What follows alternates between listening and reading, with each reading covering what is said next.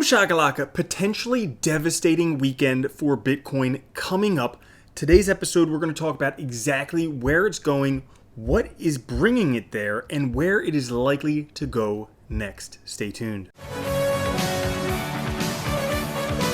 What's up everyone, Randall here from Crypto Love. Today's video, we have an episode about a potentially devastating weekend for Bitcoin. Historically, Bitcoin kind of crashes on Sundays. It is lined up on TA to plummet to levels we have not seen in a long time. Why this could potentially be devastating for Bitcoin and what is going on behind the scenes, what you need to know about. Before we get into that, guys, make sure to like, subscribe, click the notification bell. Also, come join us over on Twitter at the Crypto Love, where every week we give away one of these sweet shirts, independent of whether the price goes up, down, sideways, or whatever direction.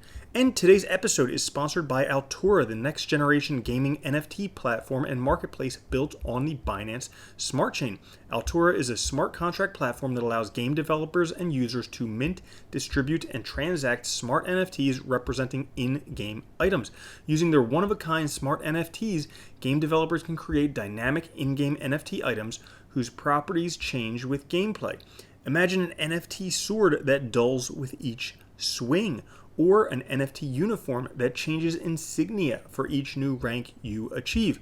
In addition to smart NFTs, Altura is also the first to implement NFT loot boxes that are open for anyone and use Chainlink to provide a verifiable tamper-proof experience. To learn more about Altura, try out their platform and get your hands on some ALU tokens, head over to alturanft.com or click the link in the pinned comment. Now, guys, Bitcoin has a very concerning chart behind my head. What happened was I was just going to look at the charts today, and when I pulled up this chart that I usually go to, all of my previous notes on the chart, all the indicators, the trend lines, everything was gone. So I started over again. I said, hey, looking at this chart in its blank slate, what do I actually see happening? So let's go through that. First thing I noticed was this white solid line, this wedge right here that we have been in since about the middle of May. As you can see we have lower highs and higher lows forming this wedge. Generally, we have a breakout up or down based on that. And as you can see, in the past day, we actually reached the top of that wedge. Now, another pattern that we have forming is these dotted lines, this very steep drop that Bitcoin has been in since about the 8th of April. So price came up. It was actually resistance here, okay? And then it broke into this trend and dropped and found support and dropped and found support, surprisingly on the same as the top of this trend line, but bounced all the way back up to the top and then found resistance and dropped, plummeted, literally plummeted all the way down to what's the bottom of this wedge right here. And then we've been in this wedge, but just recently, what people thought was potentially a rally due to some great news with El Salvador and volcano mining, found resistance not only on the top of this wedge, but also on the top of this very steep downtrend. So what does this mean? Well, potentially, if this downtrend, this dotted line, actually forms resistance, we could potentially see Bitcoin price plummeting all the way to previous resistance over here around $20,000. This would be unprecedented if Bitcoin did this because, well, Bitcoin's never dropped to a previous all-time high after a halving. After exploding past on the halving, it's never dropped all the way back down. But we also do have to confirm this. We have this head and shoulders. We have shoulder here, head here, shoulder here, and this would actually bring the price down to negative $5,000. Now, it may not go that low because we have a lot of hodlers, but we might be seeing the price of Bitcoin go lower. And you're saying, how could this happen? We have such great news going on. We have El Salvador plans to use electricity generated from volcanoes to mine Bitcoin. They're making Bitcoin legal tender. How could this possibly happen? This is NPR news. This is front page news. Well, I'll tell you how it happens. It happens in something called manipulation. I'm not going to spell out the whole word. We'll just put manipulation. Okay?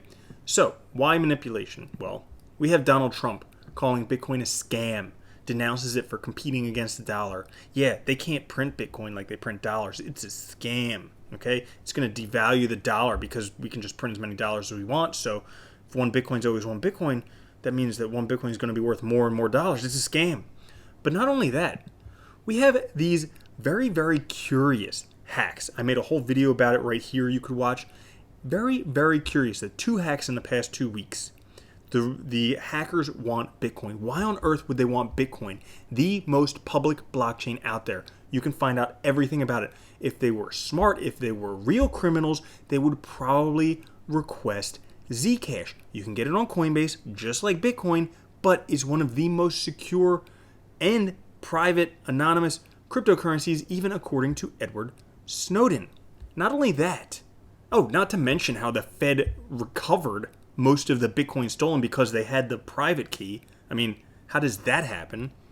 Not only that, but now we have more FUD against Bitcoin with the Bitcoin 2021 conference being labeled a super spreader event. Okay, they're making big news because of a super spreader event. Lots of people who went there ended up getting COVID. Now it's going to be more bad news for Bitcoin. And really what we have going on here is we have the government going against Bitcoin. But you have to ask why. Well, I mean, there's good news. Bitcoin is going to be legal tender in El Salvador. You have to think back to when gold was illegal in the United States. And in case you guys aren't that old, I don't think many of you would be, but Executive Order 6102, when gold was made illegal in 1933, on or before May 1st, 1933, everybody had to turn in their gold for $20 an ounce.